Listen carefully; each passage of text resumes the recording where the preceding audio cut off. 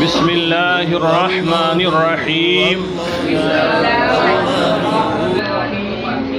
الموازنۃ بین الفاعل والمفعول به، فاعل اور مفعول به کے درمیان موازنہ، فاعل اور مفعول به کے درمیان موازنہ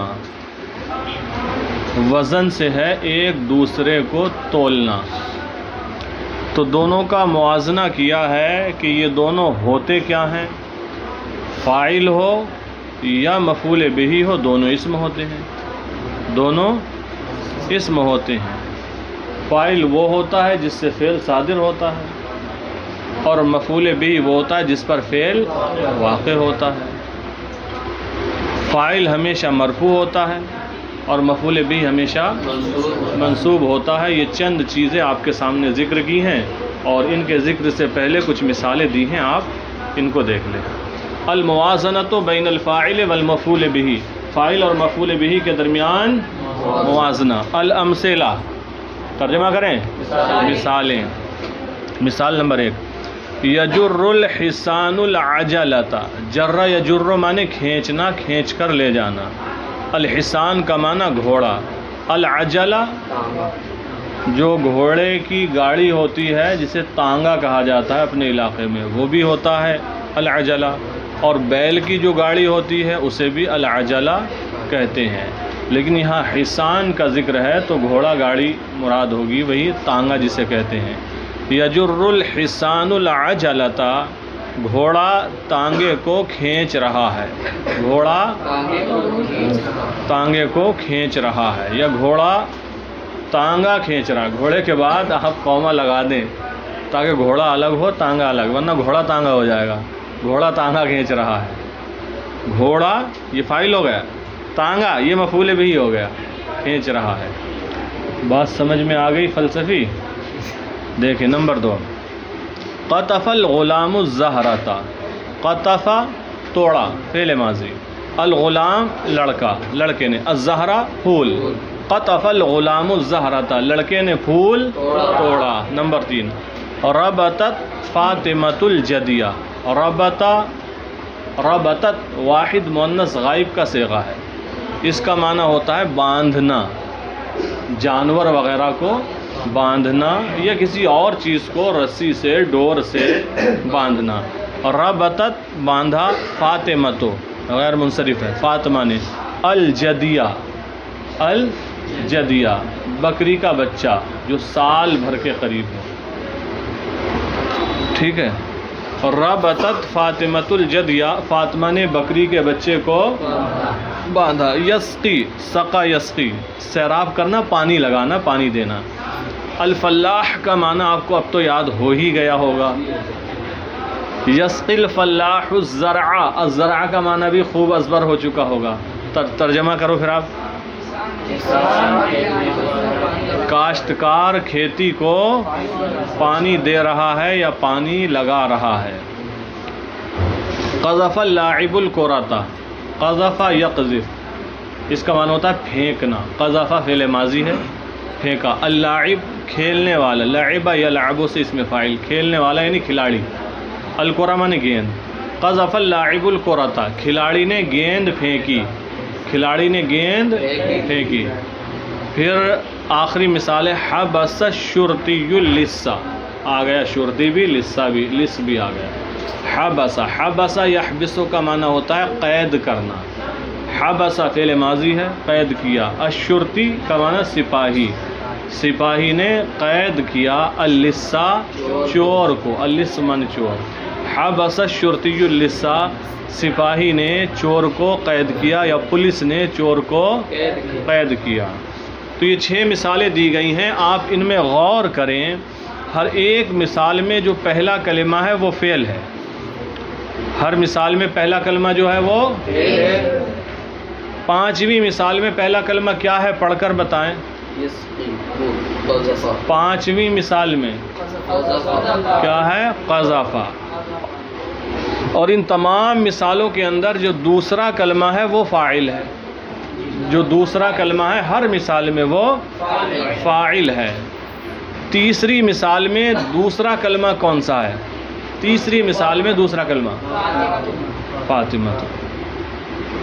اور ان تمام مثالوں کے اندر ہر مثال میں تیسرا کلمہ جو ہے وہ مفعول بہ ہے. تیسرا کلمہ مفعول بہ ہے. تیسرا کلمہ مفعول بہ ہے. آخری مثال میں تیسرا کلمہ کیا ہے؟ اور پہلی مثال میں تیسرا کلمہ العجلۃ. تو بات سمجھ میں آ گئی؟ ان مثالوں میں پہلا کلمہ کیا ہے؟ دوسرا کلمہ تیسرا کلمہ. اور دیکھ لیں فاعل مرفوع ہے. فاعل کیا ہوگا؟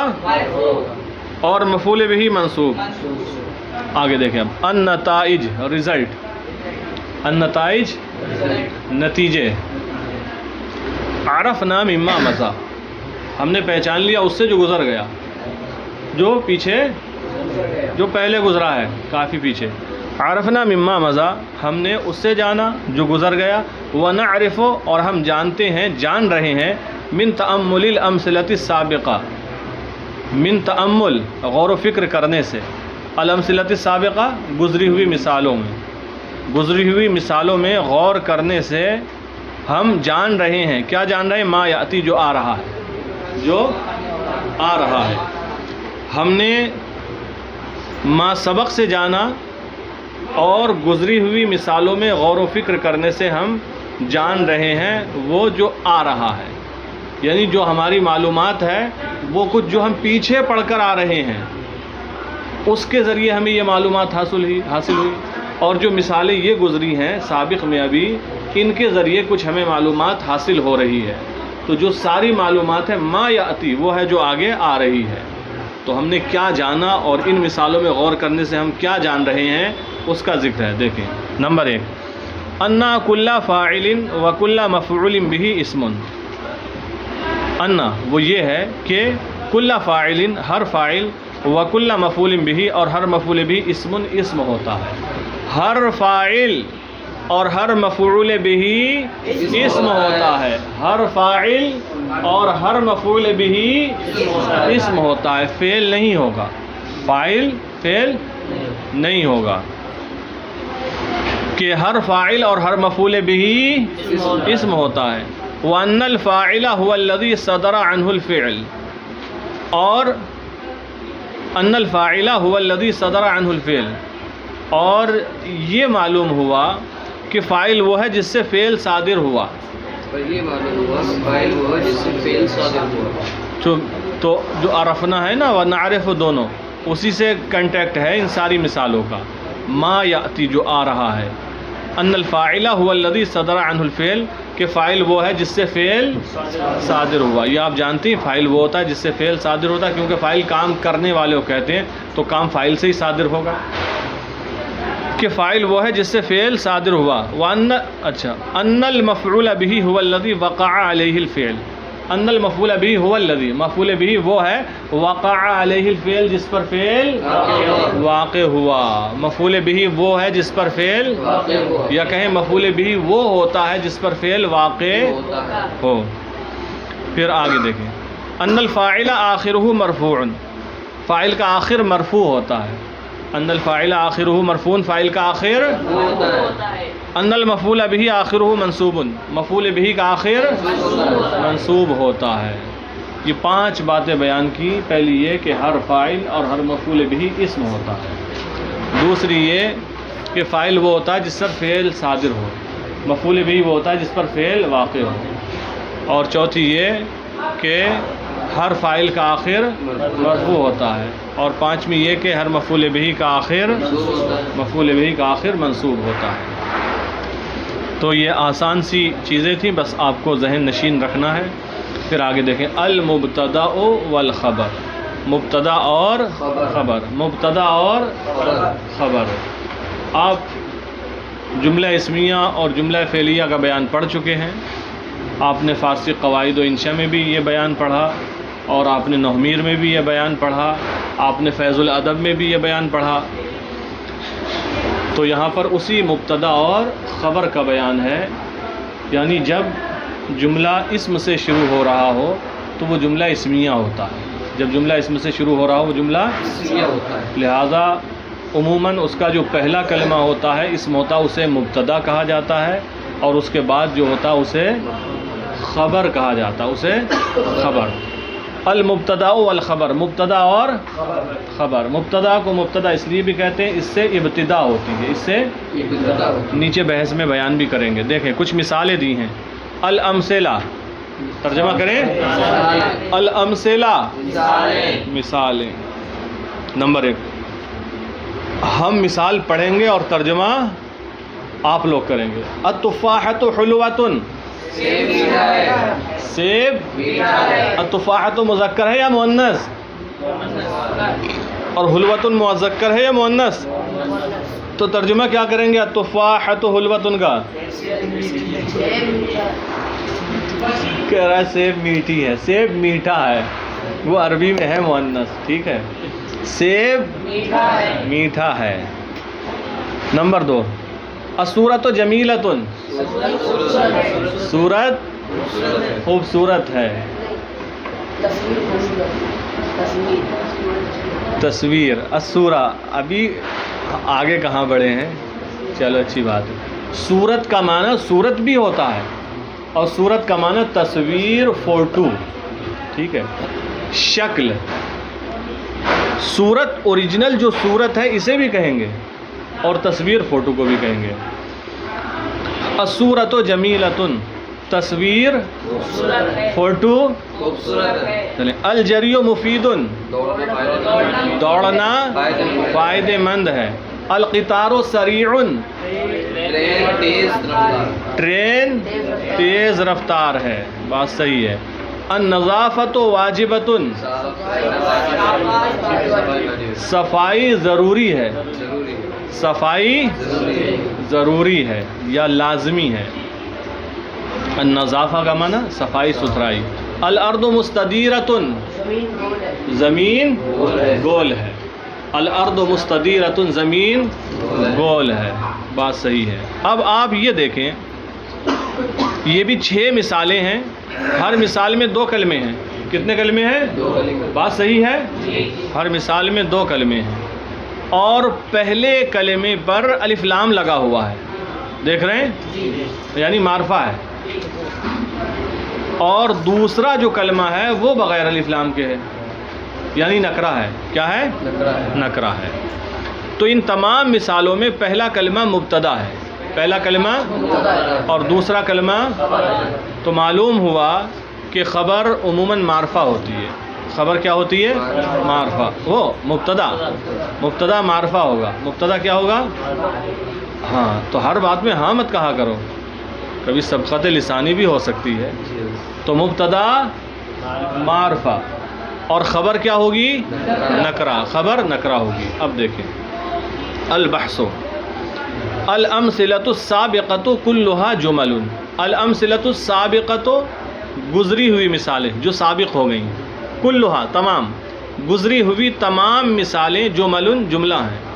الامثلۃ السابقۃ کلھا جمل، گزری ہوئی تمام مثالیں جملہ ہیں۔ وکل جملۃ منہا مرکبۃ من اسمین، وکل جملۃ منہا، اور ان میں سے ہر ایک، وکل جملۃ منہا، اور ان میں سے ہر جملہ، مرکبۃ من اسمین، 2 اسموں سے، ترجمہ سمجھ میں آ رہا ہے، اور ان میں سے ہر جملہ 2 اسموں سے مرکب ہے۔ والاسم الاول فی کل جملۃ، اور پہلا اسم ہر جملے میں، هو الذی ابتدأنا به الجملۃ، وہ ہے جس سے ہم نے جملے کی ابتدا کی۔ هو الذی ابتدأنا به الجملہ، وہ ہے جس سے ہم نے جملے کی ابتدا کی، جس سے ہم نے جملے کی۔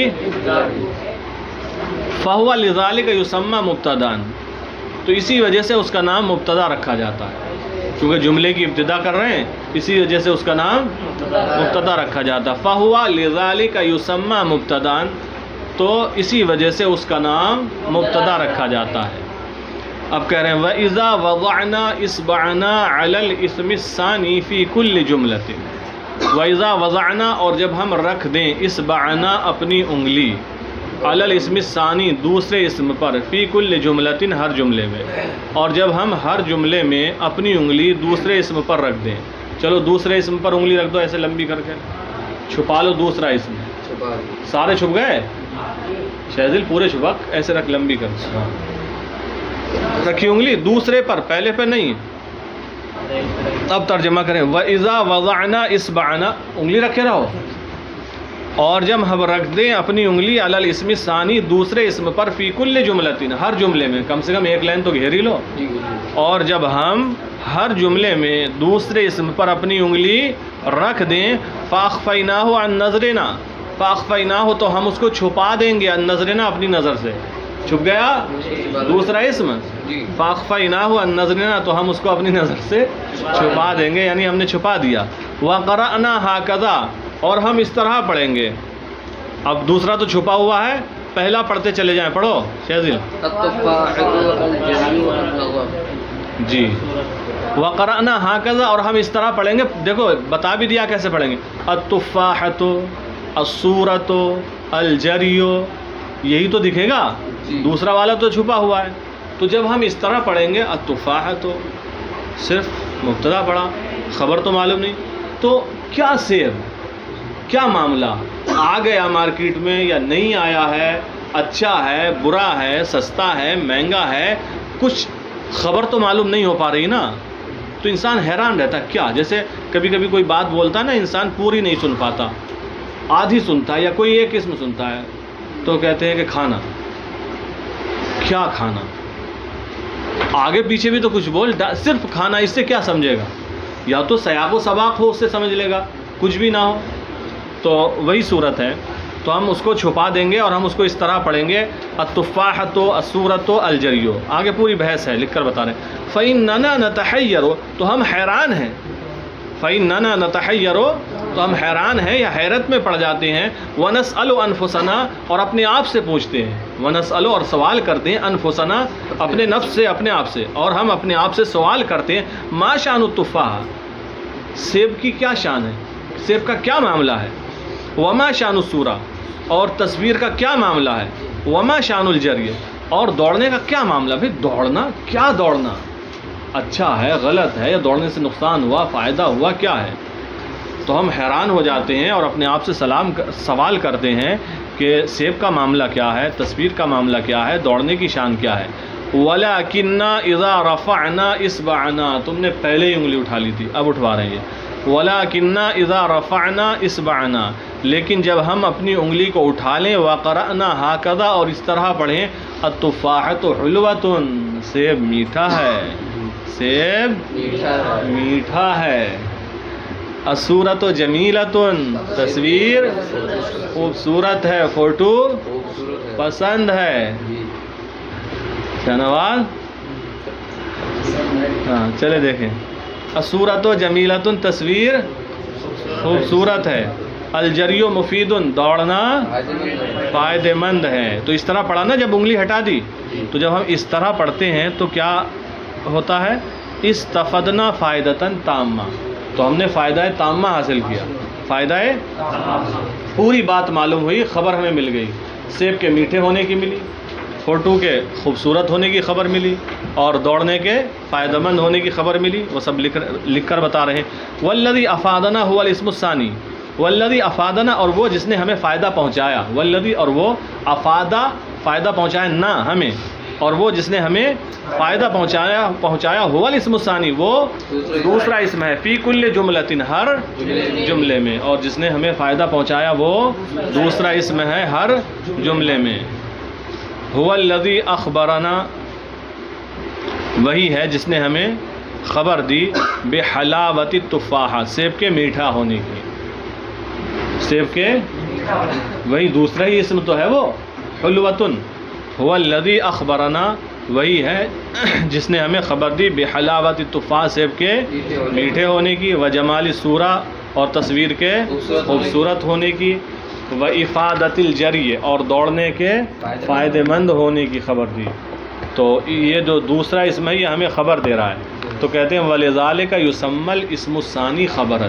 اور اسی وجہ سے دوسرے اسم کا نام خبر رکھا جاتا ہے، اور اسی وجہ سے دوسرے اسم کا نام، کیونکہ یہ ہمیں خبر دے رہا ہے، کہیں سیب کے میٹھے ہونے کی خبر دے رہا ہے، کہیں فوٹو کے خوبصورت ہونے کی خبر دے رہا ہے، کہیں دوڑنے کے فائدہ مند ہونے کی خبر دے رہا ہے، تو یہ خبریں دے رہا ہے، خبری لال ہے.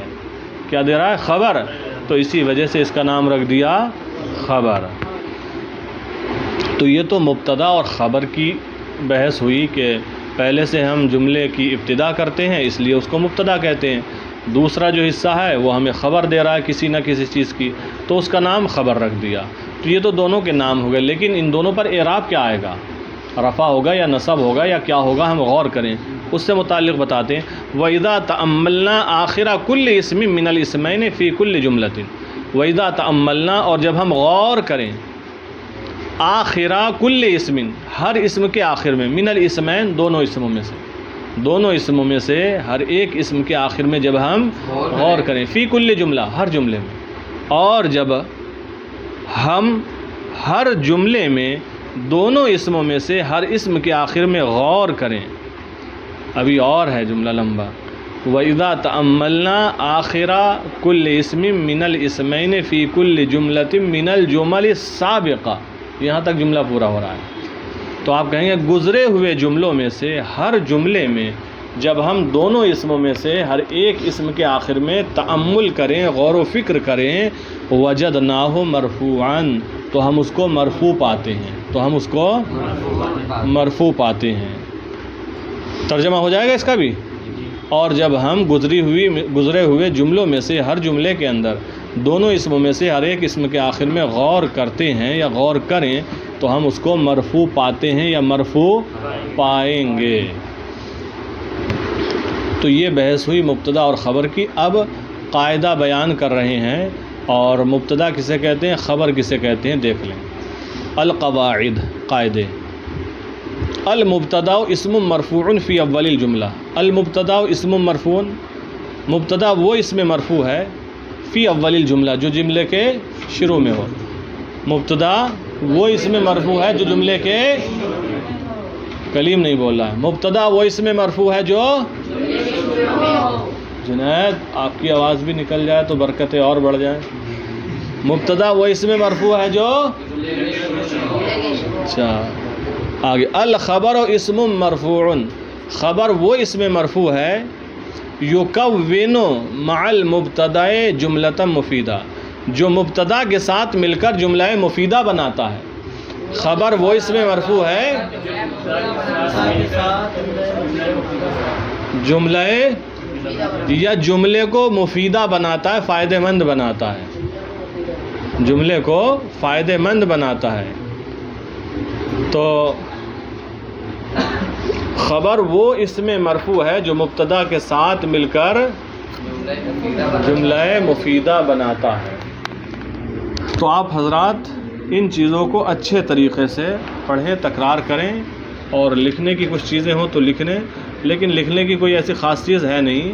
6 مثالیں ہی دی ہیں، 3 مثالیں فاعل و مفعول والی ہیں جہاں موازنہ ہے، 6 مثالیں، اور 6 مثالیں مبتدا اور خبر والی ہیں.